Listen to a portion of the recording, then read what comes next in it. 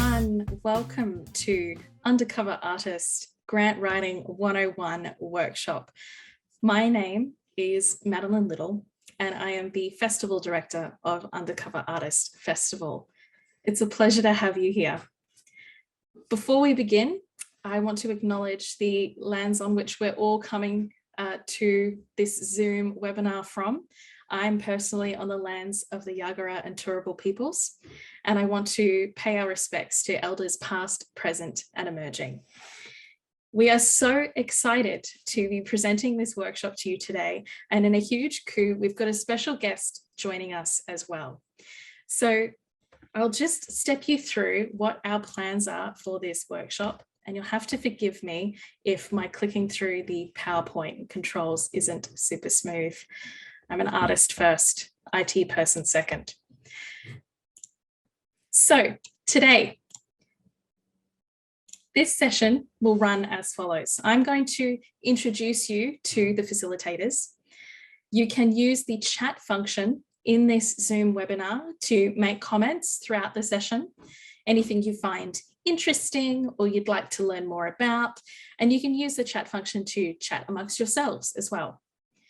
You can use the Q&A function to ask questions of the facilitators at any point during this session, and I will, at a suitable moment, I'll share those questions with the facilitators so that they can answer them for you.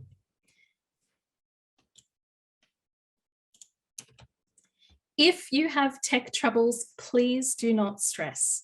We have got your back and we are here to support. You can use the comment function.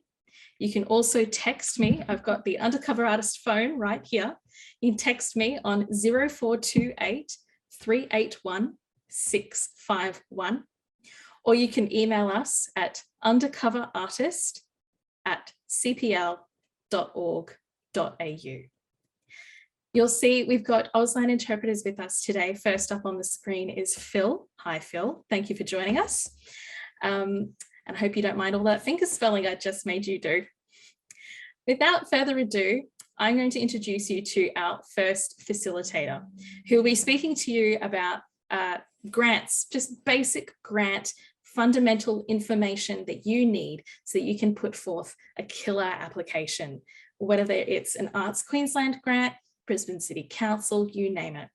Now, because this session is geared towards artists who are deaf or disabled, who are perhaps in the early emerging stages of their career, or established professional artists who just need some grant information to bolster their chances at the next grant round, we'll be running things a little differently. So we will be going at a slightly slower pace.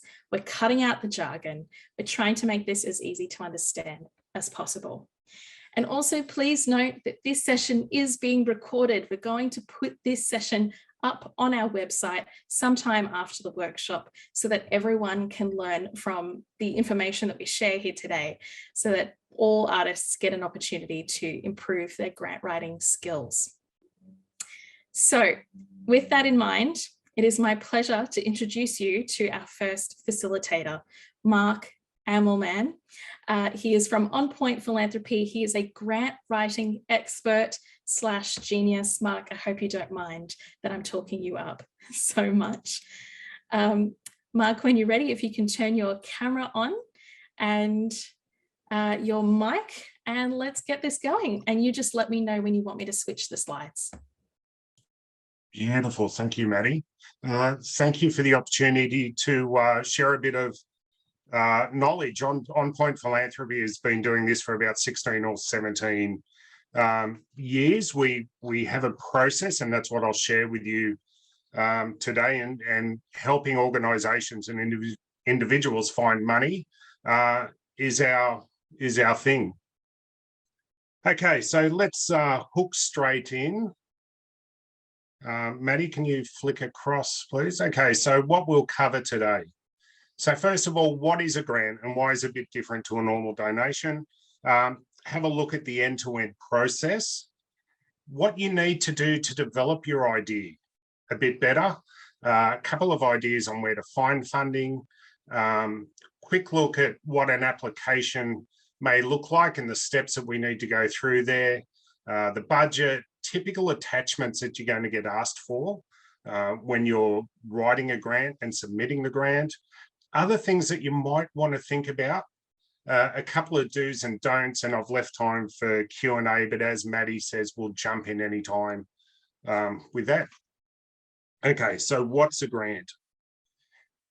In a, thanks. In its simplest form, and I've said they're a pinky promise between you and the funder, because that's what it is. It's a promise that you will deliver something, which is what you've asked to deliver and what they're going to fund.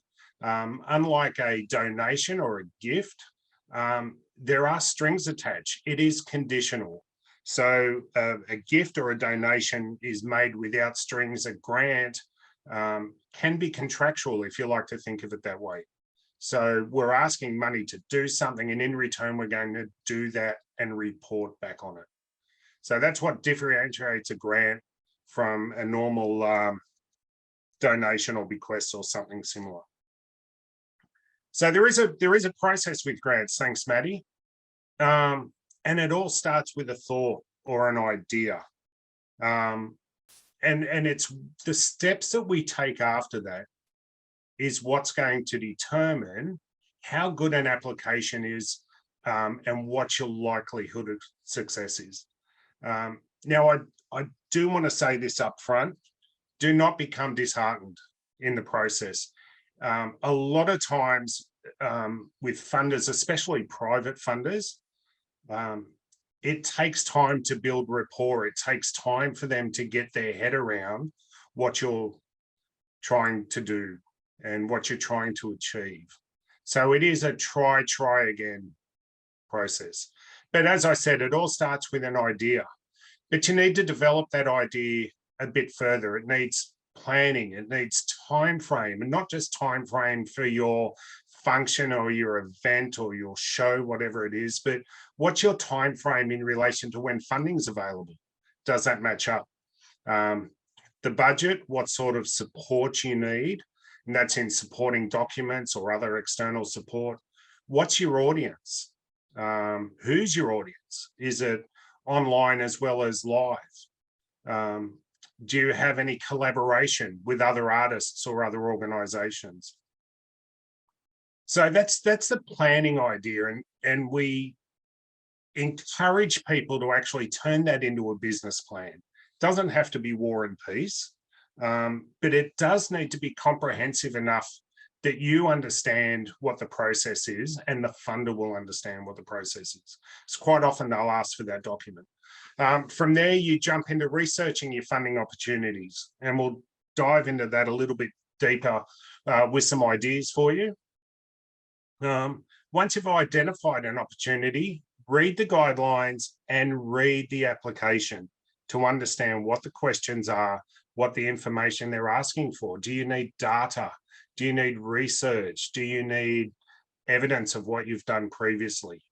And it's at that point that we contact the funder.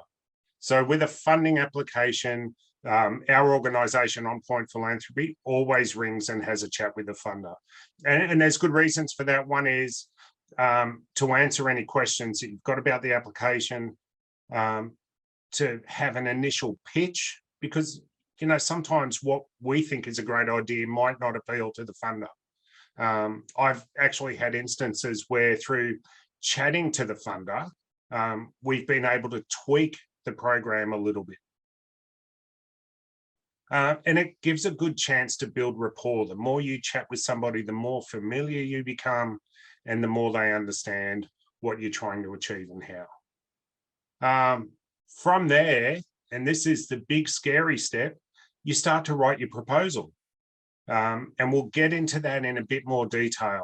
And depending on the size of the application, as a rule of thumb, depends on the level of, or the size of the funding, depends on the level of detail and information that you'll need to go into. Having said that, there are instances where a small application can be just as onerous as a large application.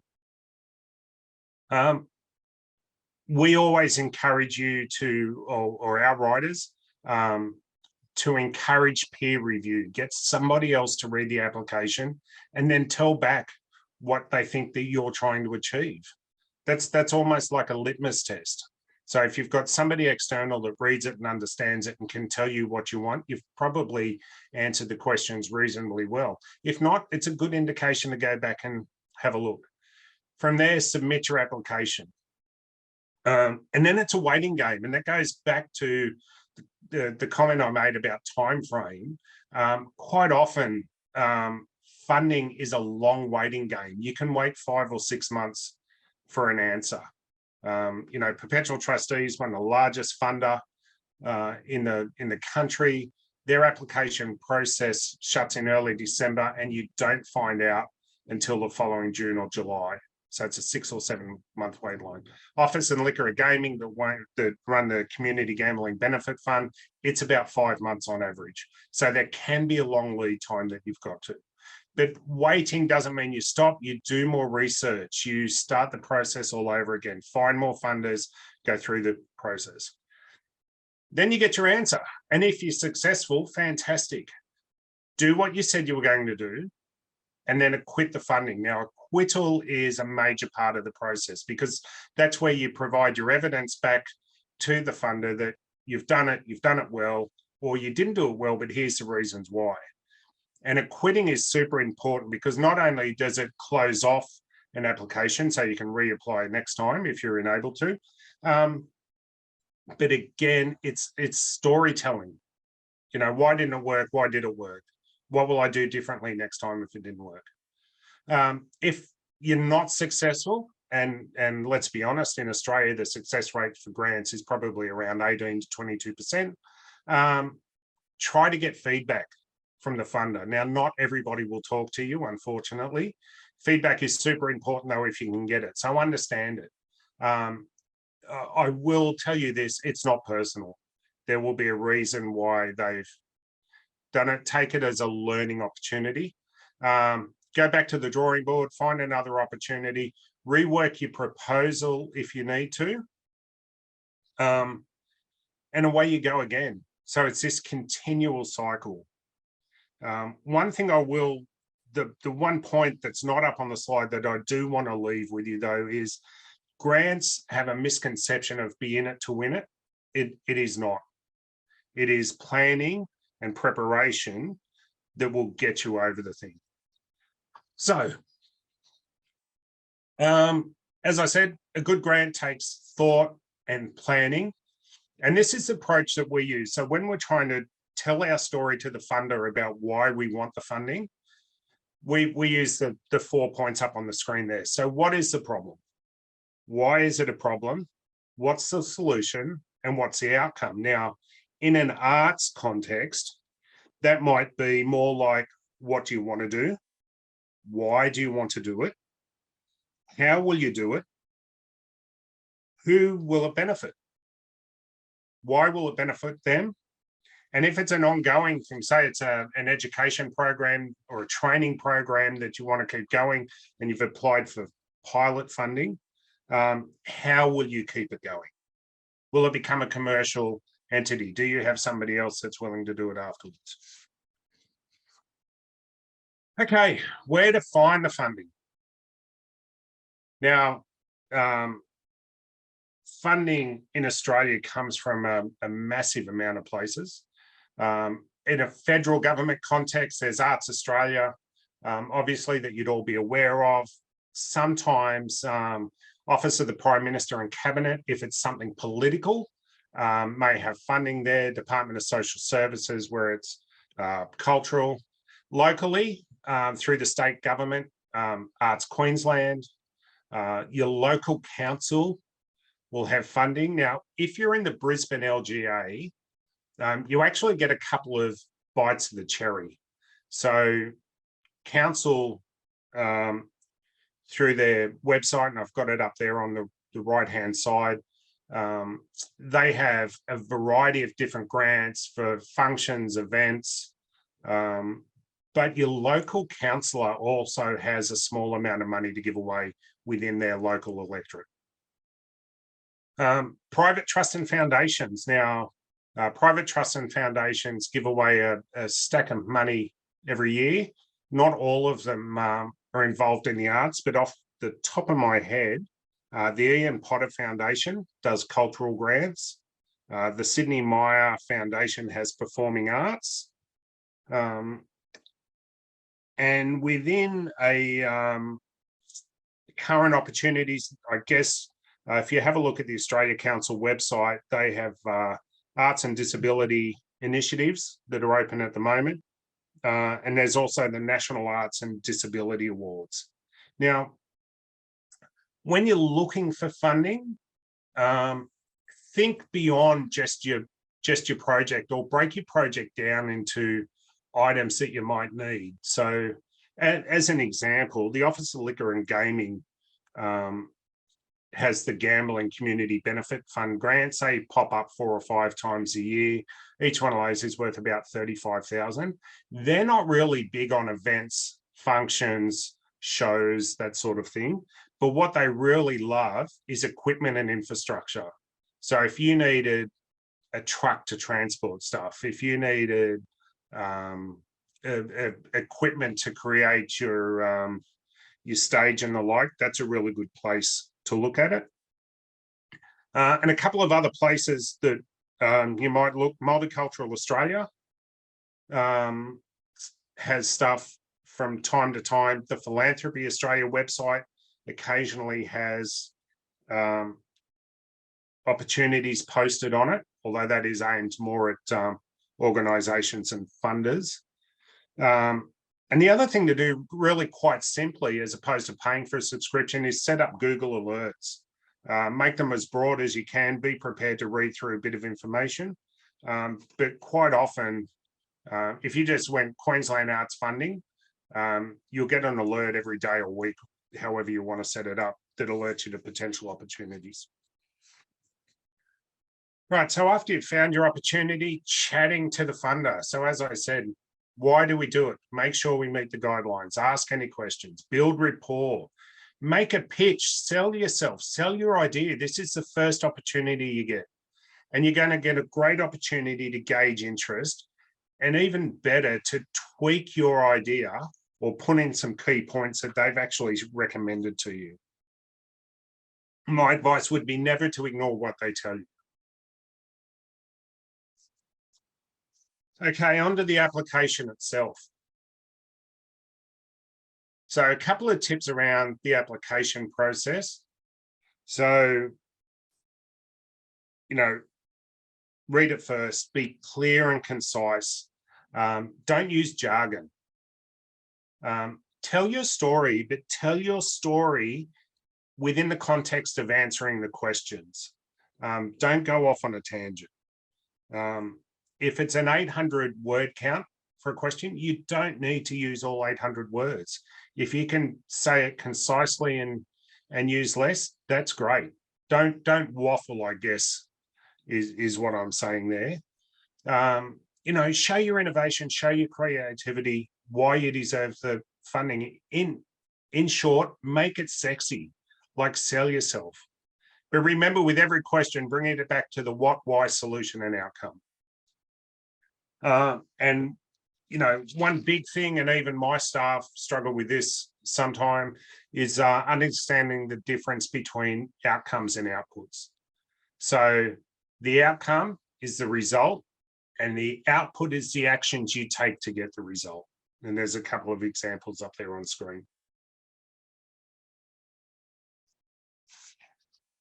Okay, an example of why that. So describing your program, we will hold a performance to showcase actors with a disability.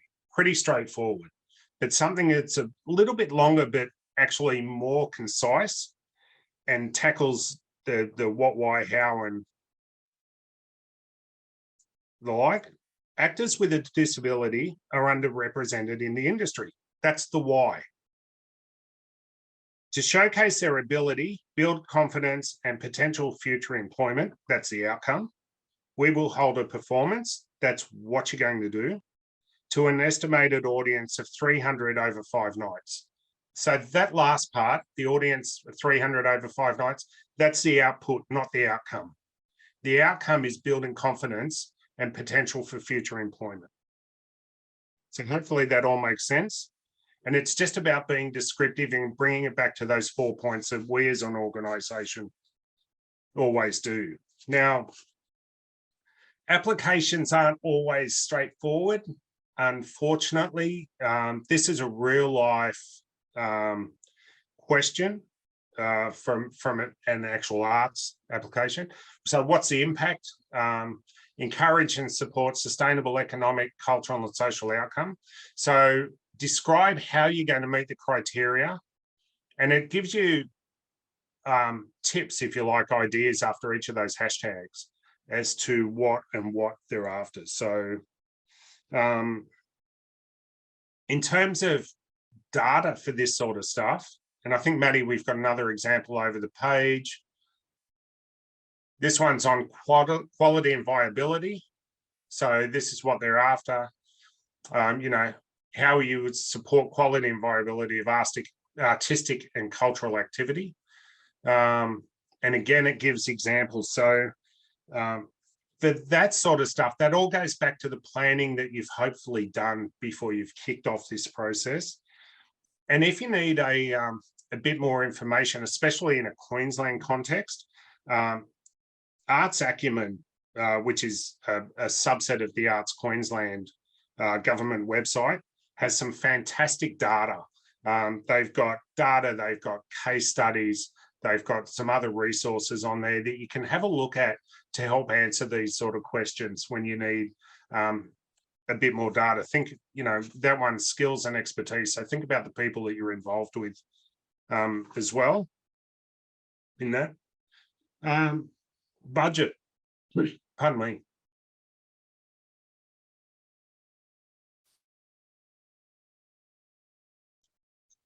Oh, the budget. This is where so many people come unstuck. The first thing about the budget, I would like to say, it is not a pie in the sky. It's not lick your finger and see which way the wind's blowing. We need to be realistic with the budget. Think about everything that you need to accomplish your project, right? To get from start to finish. Now, normally funds that you spend before the grant won't be covered. So think about delaying your expenditure as much as you can so it happens after the grant timeframe. When you're doing your budget, think about all your income, all your expenses. Overheads and contingencies are okay at the moment. Costs are escalating quicker than inflation. So think about, you know, a 5 or 10% contingency in your costs, any administrative overheads. Is there partner funding? Are you working with somebody else? Do you need a co-contribution? You know, is it a 2-for-1 or a 3-for-1 or a 4-for-1? Make sure you get the math right with that, because I've seen applications knocked out because the amount of co-contribution doesn't equal the minimum. Normally, especially if it's in the SPARNI grant system, the budget's auto-calculating, so you should be okay. When they're talking about income, sometimes it might be divided into income you have and income you need still to obtain. If you don't have it all yet, explain how you're going to make up the shortfall. So funders generally won't accept a incomplete budget. And always align your ask to the guidelines. Sometimes they may be very specific about what they will fund as part of their contribution and what they won't fund. So make sure in your budget, if you have to allocate specific parts of it, make sure that the parts that you're allocating match what the funder says they want. So hopefully that all makes sense. There is almost always attachments that need to be given with an application. So if you're an organization, it's going to be things like your latest audited financial accounts, your certificate of incorporation. It might be the ACNC certificate if you're a registered charity. Pardon me. So typical things that we see on a regular basis with this is obviously a complete budget, quotes for expenditure. More often than not, you'll have to source 2 or 3 quotes per item or per sort of thing. A resume maybe. So when I was doing a bit of research for this, a couple of applications that I read actually asked for examples of your previous work or performances. If you need to co-contribute evidence of that, that might be a bank statement, a letter from the accountant or your chief financial officer, your business plan or your business case, and hopefully you've done that before you've kicked too far into this process. Your estimated reach for your audience. So this is something that is very unique to arts, is how many people are you going to reach, and in what format are you going to reach them? Are you going to, telecast or stream as well as, do your performance in person? And letters of support can be from a variety of places. It could be from a partner organization. It could be from representatives of where you might be hosting your function or your event or your performance, your local MP, your local councillor, supporters of your organization. Just anything that shows the funder that you have support within your network and within your community of what you're doing. And even if it doesn't specifically ask for letters of support, we always encourage that and attach it under the other section if there's one. So other considerations that we have to think about in terms of grant writing in a strategic context. Does it align to any local council plans about culture or inclusion? Same thing with state and federal government. If you're an organisation or if you're undertaking this on behalf of an organisation, does it tie back to your strategic plan or the organisation's strategic plan? And quite often, we have to answer that question. How does it tie back to your strategic plan? If there's a peak body, and I'll put my hand up metaphorically and say I don't know if there is a peak body for the arts, but does it align to their strategies? In terms of thinking about your project, and this goes way back to writing your business plan or your business case, think laterally about all the benefits of your project. Social benefits. Is it better connectedness? Is it better mental health for people? Is it better education? Better understanding of people with a disability? Is it building confidence for people? Is it community awareness? The list goes on and on and on. From an economic viewpoint, is there direct employment? Is there direct indirect employment? So think of that as perhaps front of house and back of house. If it's going to be a large production, do you need catering? So, are you providing a local caterer with a bit of revenue as well? And direct and indirect impact of the beneficiaries, right? And that comes back to the social side of things. Is it direct? Maybe the performers themselves. Okay, so the opportunity to showcase their skill, which may lead to further employment or more opportunity to undertake their craft. The indirect would be, or the audience going away and thinking about it, going, you know what, wow, I didn't realize that, actors with a disability were so great on stage, so expressive, whatever it is. All right, I'm running a bit ahead of time, but here's some do and don'ts. So do your research, chat to the funder, give yourself plenty of time, be as aligned to the funder as you can, and that's a big one, right? Sell yourself. be concise in your writing. I've got in there bullets are okay, and I'll just re-emphasize, if the word count is 800 words, don't feel like you need to waffle to fill up the whole lot. Peer review, support we had a big chat about. Again, evidence, arts acumen, great resource for you guys. Never find a piece of funding and then go back and make a project to do it. 95% of the times we see that, it falls over in a terrible heap. Is it bad?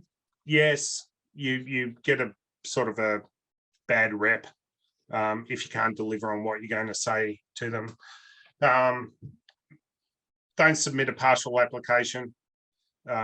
If you can't answer a question, go back to the funder and say, I don't really get it, or ask somebody for an idea. Don't be afraid to brainstorm.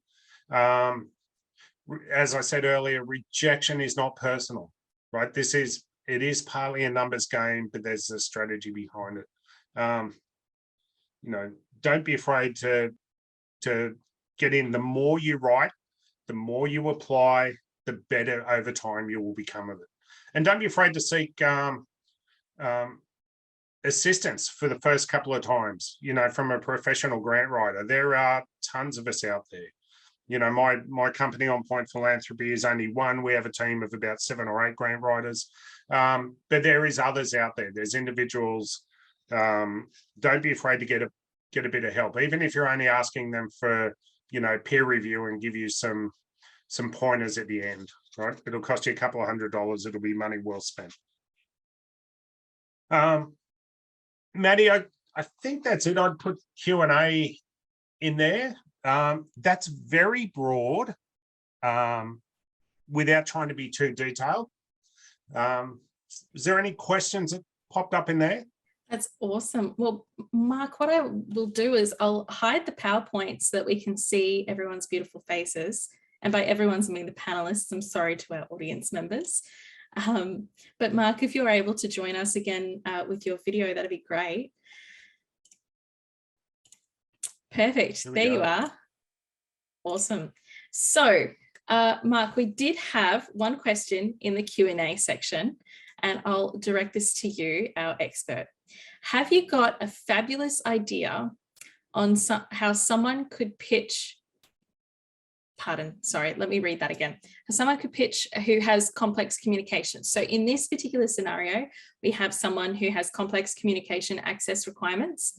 And could it be done in a visual format like a short film? And my instinct would be that that's another question for the funder to approach them and ask for accessible methods. Would you agree? Absolutely. So I think especially in this space, funders are going to be more open to different types of communication. So it is a question for the funder, and if they are reasonable, they will allow a non-written or a non-verbal application. Yeah, absolutely. Absolutely. And you mentioned before, Marc, too, that you weren't sure if the arts had its own body, which I'm happy to confirm we do. Australia Council for the Arts is the place to go. But also, if you're looking at specifically a disability arts body, well, in Queensland, we've got Access Arts. An Undercover Artist is an initiative of Access Arts. So I'm sure Tim, when we bring him in, will be able to tell you a little bit more about Access Arts and how to best get in touch. But in terms of receiving support with grant writing, of course, On Point Philanthropy is a great place to start. Marc, what would be the process for people looking to seek your support and guidance with grant writing? The quickest and easiest way is to just drop me an email. So it's Marc with a C, M-A-R-C, at onpointphilanthropy.com.au. And we'll organise a time for a chat or an exchange about what your need is. And sometimes it's just a few pointers, and I'm more than happy to do that. But we'll have a chat about what the need is and how we can help, whether it's an ongoing thing or if you just need to get started. Awesome. Thank you, Marc. I've included your email address in our chat function so everyone can see Awesome. it. And hopefully you'll be inundated with adoring fans. We have another question here. I have been a beneficiary from the same foundation. I failed the same pitch via the council grant. I feel like I'm milking the same cow, and it would be nice if I got a nod from other funders as well. Any advice? Yes, look, maybe go back to the guidelines on the other funders, tweak your proposal a little bit. Hopefully you've already jumped on the phone and understood that. And ask somebody else to have a quick look at your application. It may be that there's just a small amount of misalignment, or you need a little bit of reworking with your wording. And away you go. So if you've been successful before, there may have been an exclusion period. Yeah, happy to pick that one offline and have a look and give you a couple of pointers. Yeah, awesome. Thank you. And I mean, something that I see a lot too, when we did the Undercover Artist Grants program and we were reading through submissions, sometimes we found that there were some key pieces of information that were just missing for us to be able to get the big picture of what the project is. And so if I may be so bold to throw my own advice into the mix, it would be to remember that you have to write as though the person reading your application has no idea who you are and has no idea what your project is. Because then that way you can make sure that you answer all those questions that Marc has shared with us today, that you have to hit all of those points. We do have another question in the Q&A, and please keep them coming. If you have questions, please use the Q&A function, because we promised Marc 40 minutes or 45 minutes of content, and we've got a few more minutes to bug him. Another question from T says, would the Australian Council for the Arts include neurodiverse musicians? Absolutely. The Australian Council for the Arts has the National Disability Arts Mentorship Grant Round. I don't know the exact dates for 2022. They haven't announced that just yet. But if you have a look at their website, you can see the information on past recipients. That's also another really great place to start for any grant, is get a sense of who's received funding in the past. But if you have a look, you'll see that the Australian Council for the Arts is committed to meeting your access requirements, no matter who you are, but you do have to reach out. So you can't leave it to the day of the deadline. You have to get in early and just say, look, this is who I am, this is what I need. And you can also reach out to people at Access Arts and Undercover Artists for support too. We are here to help. If anyone has, oh my goodness, our Q&A function suddenly has 4. Oh, is this what it's like to be a celebrity with your Twitter going wild? Someone says, I'm trying to apply for an RADF grant, but I can't actually figure out how to. I'm not sure if this question is asking about the grants portal. Are you asking about the submission itself? Just let us know in the chat if you can, or in the Q&A. But Marc, do you have any guidance on, what it's like to try and apply when the submission criteria or process isn't as clear? Look, RADF is a tough one because you're also competing against councils for that sort of stuff.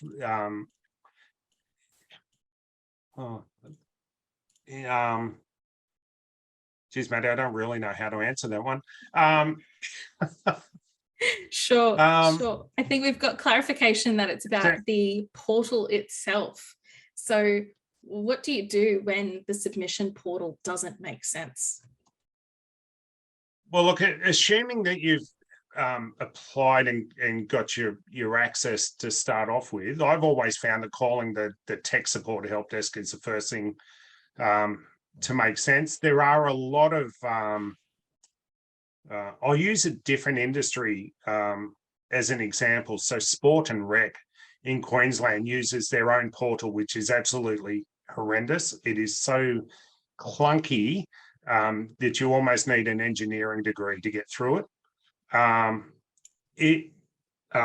and so on several cases there, I've had to ring the support desk and say, I just can't access past the first screen or whatever. And there'll be something minor to do.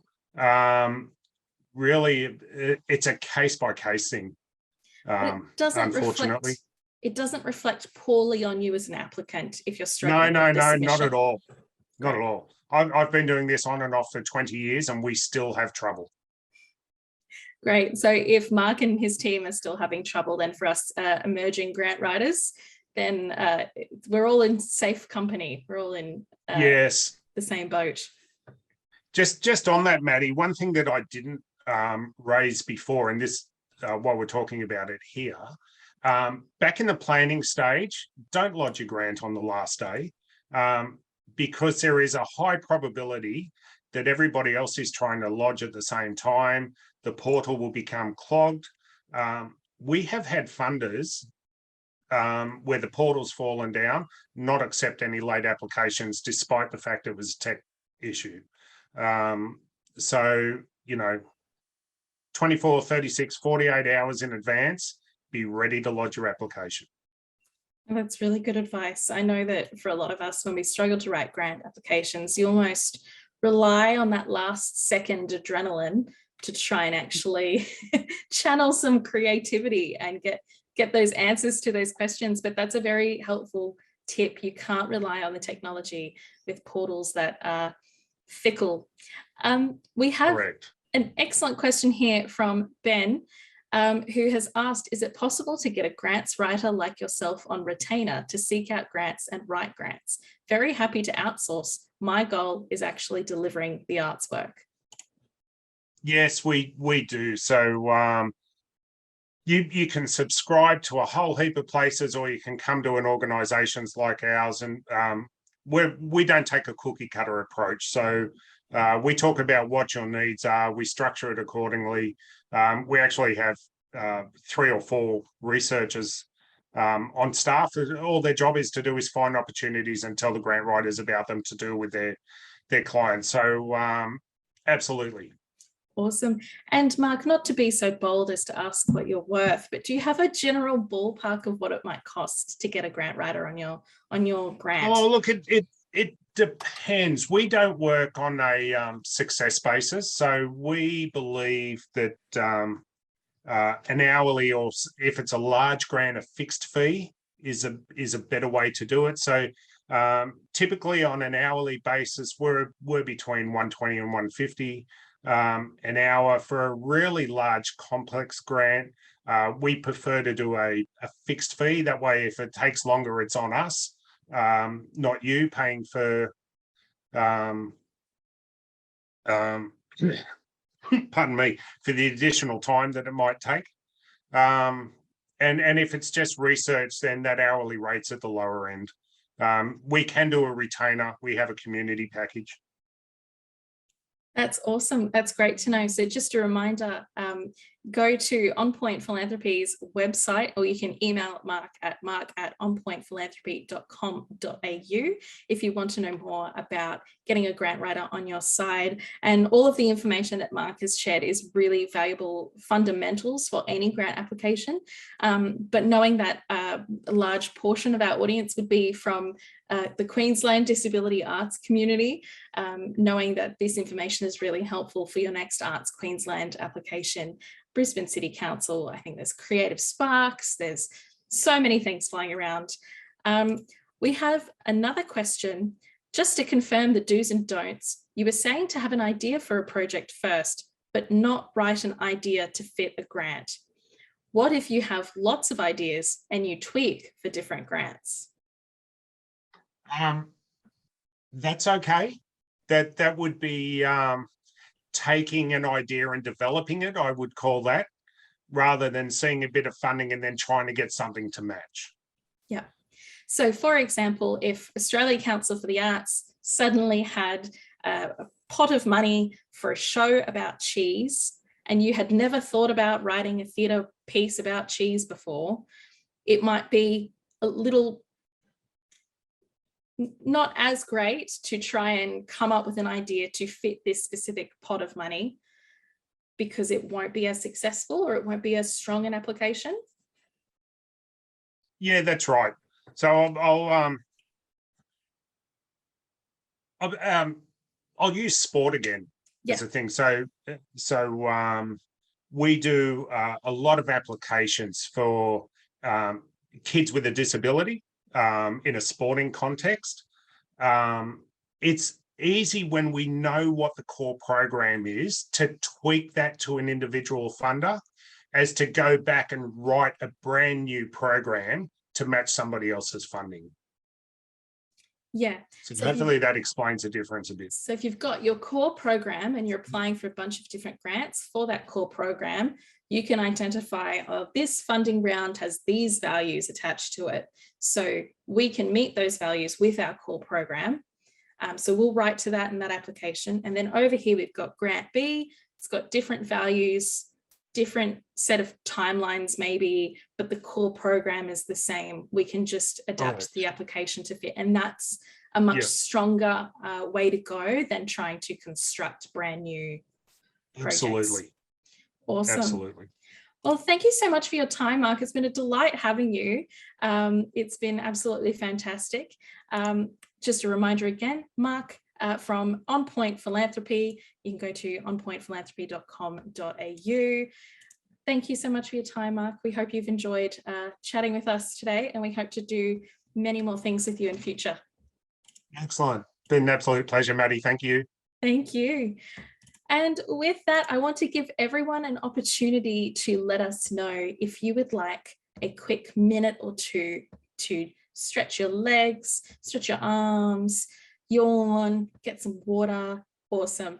So we'll take a quick 2 to 3 minute break if everyone can be back at 2:50 p.m. Australian Eastern Standard Time. That would be fantastic. And we'll be back with the fabulous Tim Brown from Access Arts. Thank you so much.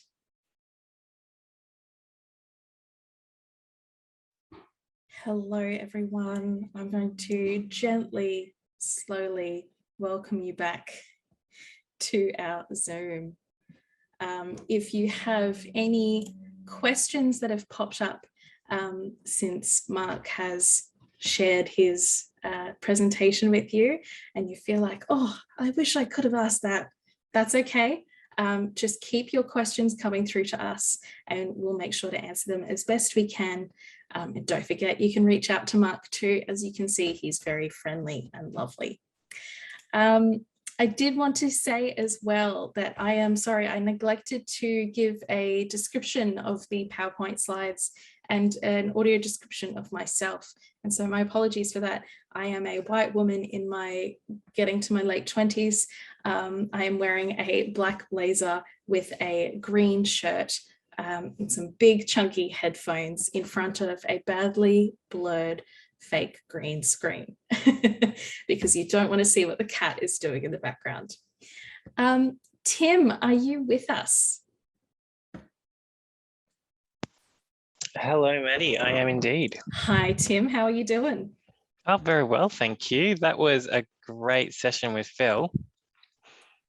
Yes, with Marc, sorry, with Phil and Yasmin interpreting. Sorry, yes, with Phil and Yasmin interpreting, but yes, with Marc. Fantastic. No, it's been really wonderful and lots of information that I think is handy for a whole range of different grant applications and activities. You can take those resources with you anywhere. So we get to hand it over to you, Tim, so you can have some fun talking about the Access Arts Achievement Award. But maybe if you're comfortable introducing yourself, who you are and what you do at Access Arts to kick off, and then we'll just follow wherever you lead. Yeah, no worries. Thanks, Maddie. I'm a 40-year-old white male with brown hair, and I'm the arts manager at Access Arts. I've been working with artists with disability for a number of years and supporting them with their applications for the Access Arts Achievement Award. It's been a wonderful journey, especially to see artists receive the award, and those artists that apply and then perhaps apply again if they didn't get it and receive their award. That's always really great too. So I can go ahead and share my screen.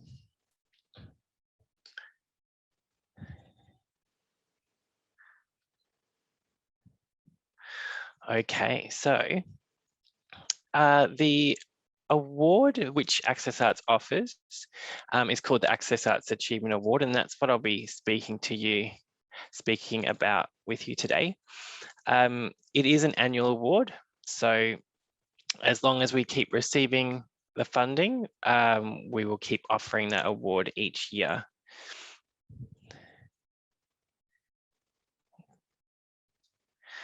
So you'll often see it abbreviated, so AAAA. So what is the AAAA? So Access Arts Achievement Award provides up to $10,000 in funding for Queensland artists, arts workers, producers with disability, working in any art form to create, develop, present, produce, exhibit, and tour their work. This is a fantastic opportunity to extend the life of an existing work or create a new one. So there's quite a bit in there in terms of what you can do with the award.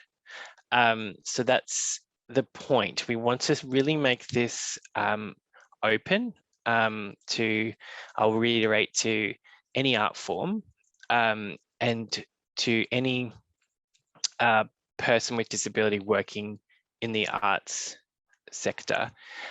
However, having said that, it mainly works the best for people who are, I guess, the core leaders of the project or of the artwork. So that's generally the artists themselves.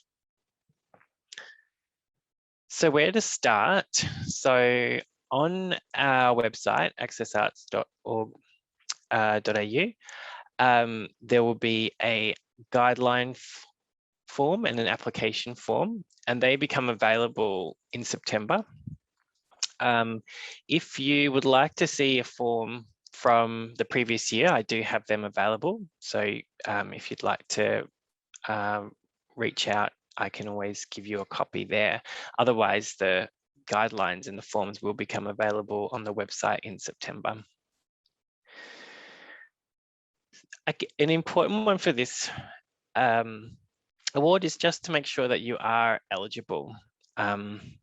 So are you an emerging and professional artist or arts worker? Do you identify as experiencing disability? Do you live in Queensland? Are you an Australian citizen or permanent resident? Are you 18 years of age or older? So if you are able to answer yes to all those questions, then you are eligible. So for those who are joining us not in Queensland or is not a resident in Queensland, unfortunately, this award is not available for those people. However, I would encourage you to contact your state peak body, Arts and Disability Organisation. They may have something very similar or be able to point you in the right direction. So helpful eligibility definitions. Emerging is always something that comes up for people, and it really is about emerging in regard to your own journey, I would say. So don't try and compare yourself too much to other artists. There is a definition that I found, usually defined as someone who has probably practiced as a professional artist continually for less than 5 years, but who wishes to develop his or her career in their chosen art form. So that less than 5 years is can be a little bit ambiguous. It's more about whether you, in your own journey or your own practice, feel that you are still emerging and evolving and developing as an artist, and that timeline might be different for everyone.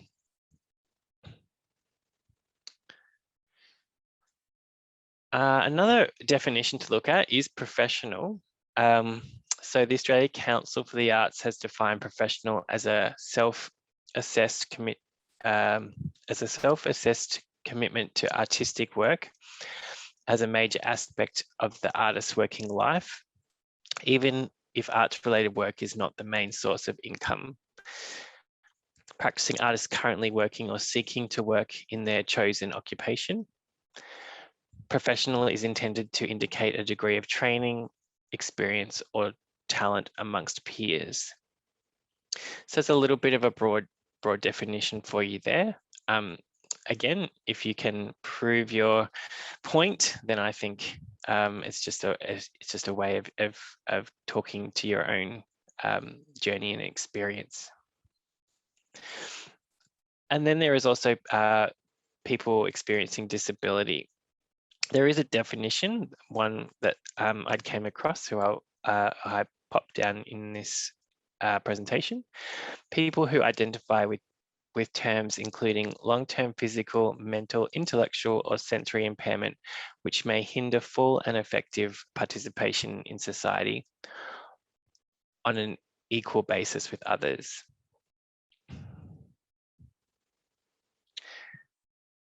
So I guess one of the points that we can move to now, which was covered really well with Marc, was how can I brainstorm and frame my idea? Because this part of the application process is really key, and you'll probably need a little bit of time to really think about how you want to frame and present your idea for your award.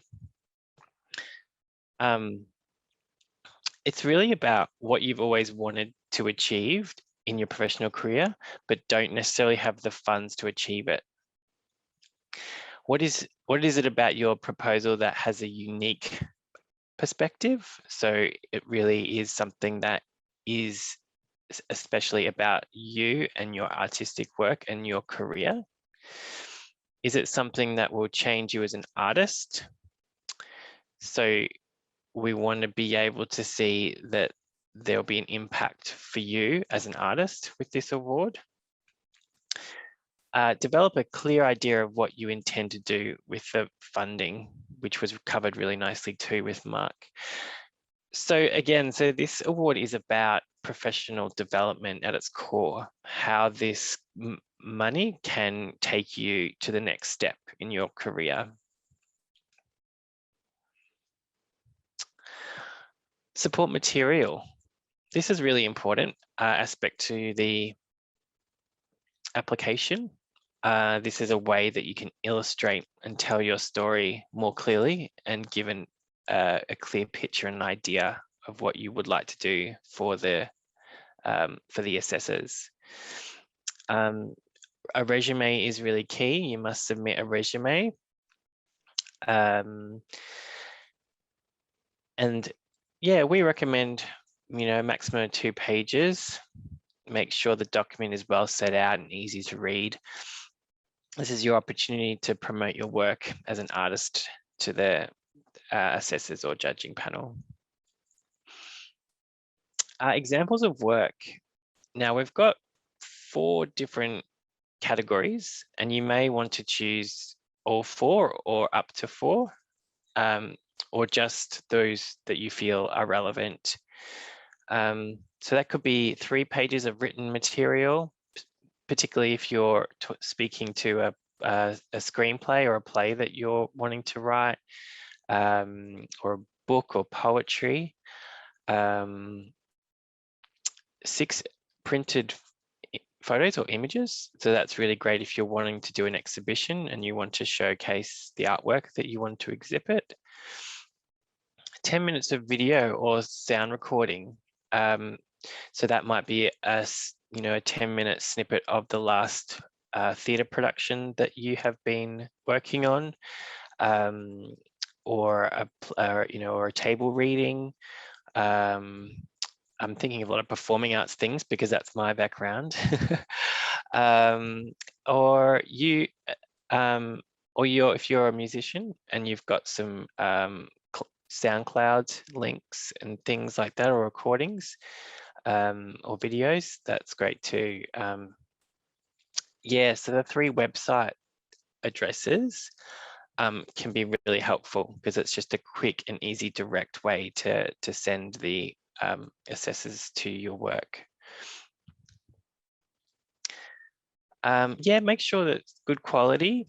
or high resolution images. You know, but anything is better than nothing. So don't stress if you feel that the quality isn't top notch. It's about being able to give the best illustration of your work as possible. So when you do send through your application, just make sure that it doesn't go over 15 megabytes. And that's why we say it's best to use links to either a Dropbox or to a website where you can have your support material. So a few more points on the budget. Ensure your budget balances. So your expenditure and your income is the same.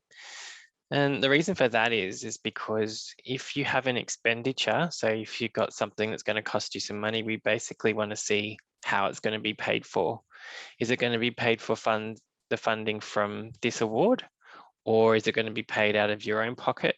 Or do you have another source of income, like another grant or a donation from somewhere that you will pay? And you can illustrate that in your budget as well. You can apply for up to 100% of your project expenses, but it must be less than 10,000 in terms of the ask, because we can only fund up to 10,000. So that was, yeah, so to be a little bit clearer, your project can be more than $10,000. However, we can only fund up to $10,000 of that project, and we can give you the full $10,000. You don't have to feel like, oh, I'm going to ask for less. But if you want to ask for less because your project is not that isn't going to cost that much, then that's a-okay as well. The budget demonstrates whether your project is viable and achievable. Yeah, so the budget tells a story. So often panel assessors will look at the budget almost, they could look at it straight away to get an idea of what your project is. And it needs to tell a story. So they need to see identifiable items within that budget to go, that we need to pay, an artist. We need to pay, for example, a mentor. Then if it's a theatre production, there's a venue, and there is marketing, and there is maybe there is some accommodation and some tour allowance if it's in a venue that's not in your city. So by just seeing those items, they can kind of get an idea of what your project is. Who are the people working on your project? Who are your collaborators?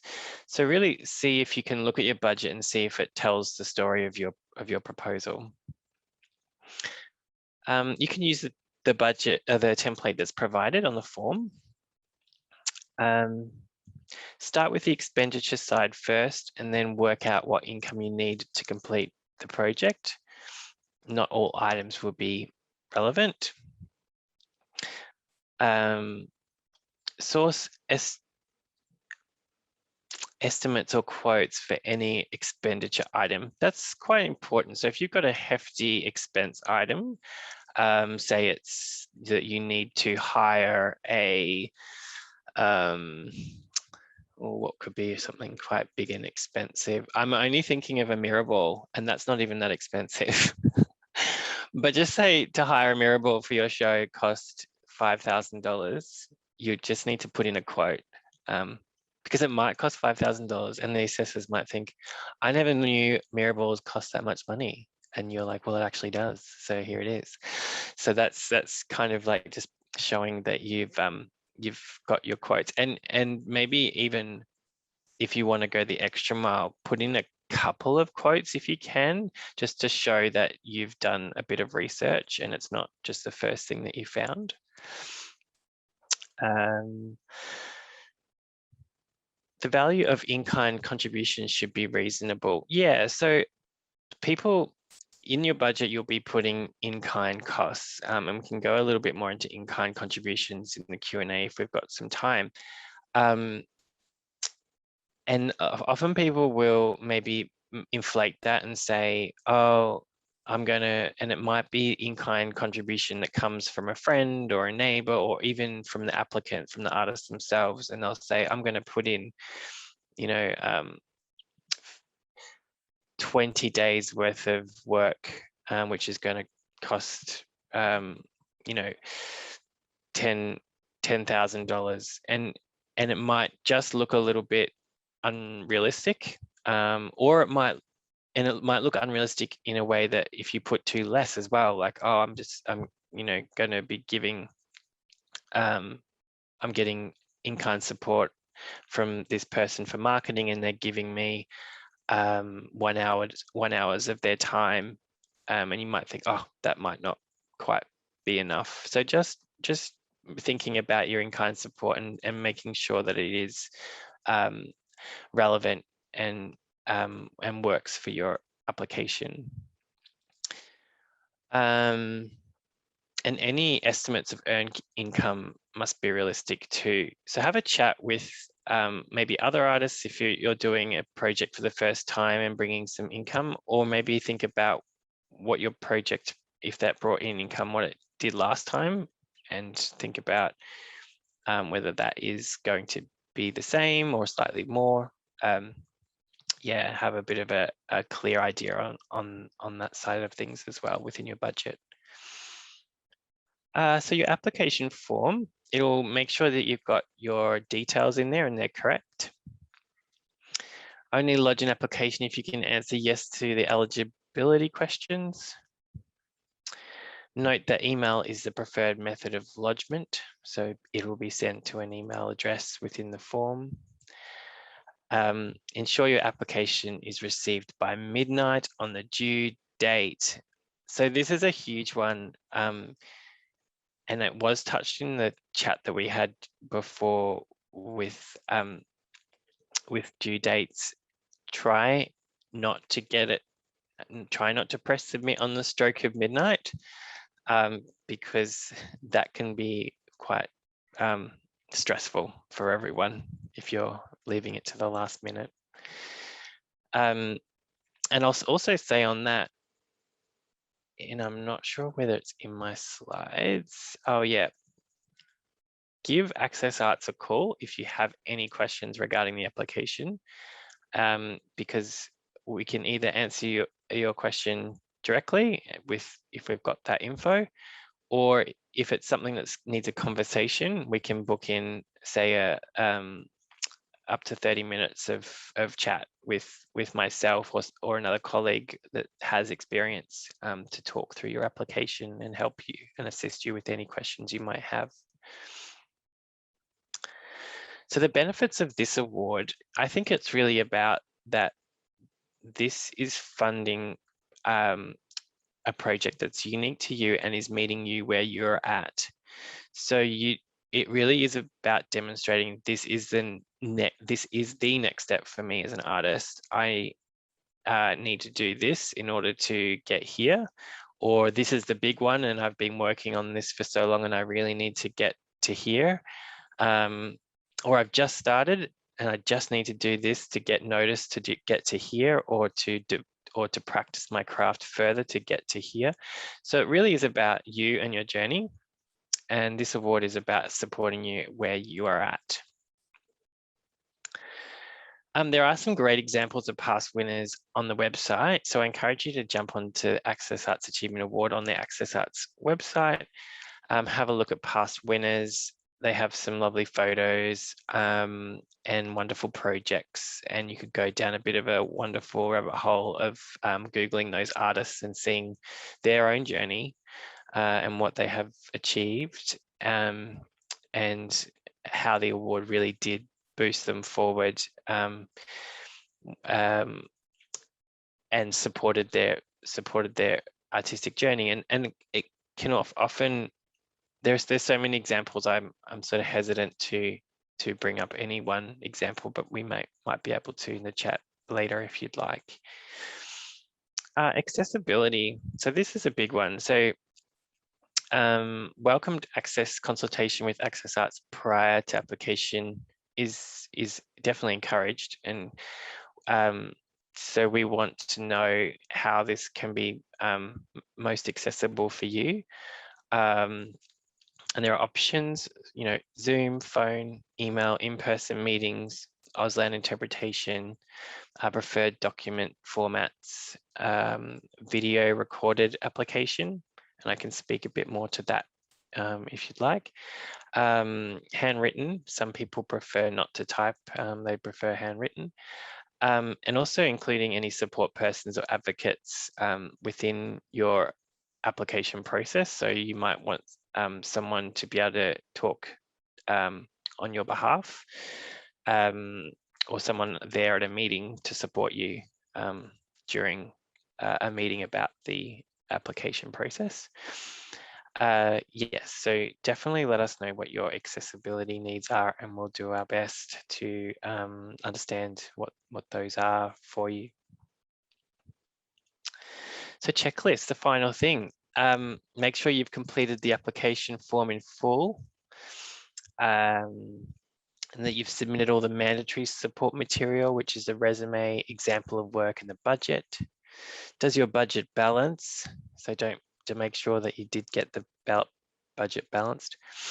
Have you completed the certification? There is just a part at the end to complete there. Have you completed, kept within the size limits? So again, try not to send big support material documents. See if you can send web links. And has it been correctly addressed? So that would be the final checklist. So I'm happy to answer any questions, Maddie, if you'd like to move into that time. Yeah, absolutely. Before we do, I just want to check in with our interpreter. Phil, how are you going? Are you good to keep going, or? I think that you offered the opportunity for some captions. I might just take that if that's okay. Absolutely. So if you can just interpret this little instruction, that'd be great. Everyone, if you're in this webinar and you require Auslan or captions to take part, please click on the closed caption button below. We've got the wonderful Donna providing captions for us today. You will also be able to watch this after the fact. We'll put the recording on our website soon. And thank you so much to our interpreters, Phil and Yasmin, for being with us today. We really appreciate it. Phil, rest those hands of yours. Awesome. Okay. So Tim, we've got a few questions and my green screen is falling, so you can laugh at that at the same time. But we've got some questions for you. I'm going to ask possibly the hot button question, which came about when you were talking about budget, which is what is earned income? That's a great question. Earned income generally means any income that will be earned from your project. So if you're a visual artist and you're having an exhibition, it'll be whatever income comes from selling the artwork from your exhibition. If you're a performing artist and you're putting on a concert and you're selling tickets, and what are those tickets, and what income will come from those tickets? Yeah, so things like box office profit, you take away the transaction fees, you take away if you are going through a ticketing provider, whatever you're left with. If you're making a box office profit, that would be earned income. If you're selling your art, you get a big chunk of money for a delightful painting, that would be earned income as well. We've got a follow-up question. Is it projection if you sell everything? As a visual artist, you may not sell all of your art. So what do you do? It is a projection. And I would say maybe do a modest projection. So say, okay, judging by my past experience, I've sold 50% of my artworks. So I'm going to put in that amount. Don't say I'm going to sell every single artwork and that my shows are going to be sold out season, even though that could happen. But it's better to bank on the fact that maybe 50 to 80% rather than the full amount of income possible. Yeah, absolutely. And for performing artists, you know, you can always use your previous experiences to help inform what percentage you'll project. So if you know I've got a dedicated audience and my past 3 shows have sold out, then it's likely I can assume I'll have 70% capacity, and that's a good number. But you know, perhaps if it's your first time, you might go for a 50% capacity. You say we get a half capacity audience, then we can anticipate that this would be the amount of earned income. And Tim, am I correct in saying Access Arts won't be mad if you go above your projections, will they? No, not at all. It really, actually, and you know, that's the game. That's the hope. Absolutely. So we've got a few more questions. Ben has asked, can I set up a custom landing page for the grant featuring all of the supporting material? Yeah, you sure can. And I think assessors would love that, even if it's a really simple link tree, something along those lines. So you've got resume, click, you know, video of my performance, click, or anything, you know, that sort of thing is really, really clear. If you can make your support material really clear and clean and for the assessing panel to navigate, so that they don't have to say, go to a website and then click on a menu and then go to another button and then go forward 40 seconds and then find that bit and then maybe later on. But if you can sort of make the process really clear and simple, it will make assessors happy and then they will fund you. that might got be nothing to do with their emotional state. I think that is a simplification. No, but there is something to be said for, if you make it as easy as possible for the assessors to review your support materials, then the quicker and easier they are able to read through it and understand what your project is, and that's a good thing. On the topic of supporting... Oh, sorry. Yeah, it just gives them more time to basically reflect on you and your story and your art, and less time doing the navigating and that sort of thing. Absolutely. So on the topic of supporting material, we've got a question about the concept of a resume. Could the resume be like a music bio, say for a musician who has complex communication and high support needs? So what do you think is like an adaptive CV, or just links to prior work? Would that be suitable for the Achievement Award? Yeah, sorry. So just to define the question again, is it what alternatives are there to a written resume? Is that the question? Is, hang on, I've just clicked away from it and now I've lost it. Oh, goodness. Could the resume be like a music bio, say for a musician who has complex communication and high support needs? So I assume that means like an assortment of, you know, music work that this artist has completed in the past, rather than submitting, yes, T has clarified, a replacement for a resume. Yeah, absolutely. I think your resume does not have to be your stock standard resume that you would send to an employer for a job. You know, I think it really is about showing your experience as an artist, and that can be artistic, and that can have a you know, a very unique view and a very and the idea is to really capture people's attention and imagination. So if you can create a resume that isn't just your stock standard, you know, dot point of different jobs that you've had in the past, great. If you can point to all the amazing things you've done as an artist and how you've gotten there, and that could be through video, through imagery, through, you know, storytelling, and that then also shows who you are as an artist and shows your creativity, even better. Yeah, absolutely. Awesome. Thank you, Tim. So that's some really good advice and perspective for the Access Arts Achievement Award. Just a reminder that don't be afraid to check in with funding bodies for all grant applications so you can see what they're willing to accept. It's good to know that Access Arts is super open to these sorts of things, but with other funding bodies, you might just have to poke them a little bit.